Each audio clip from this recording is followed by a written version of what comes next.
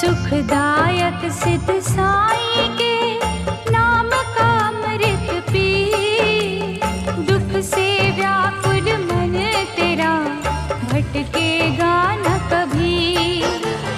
थामे सबका हाथ वो, मत होइयो भयभीत। शिरडी वाला परखता संत जनों की प्रीत।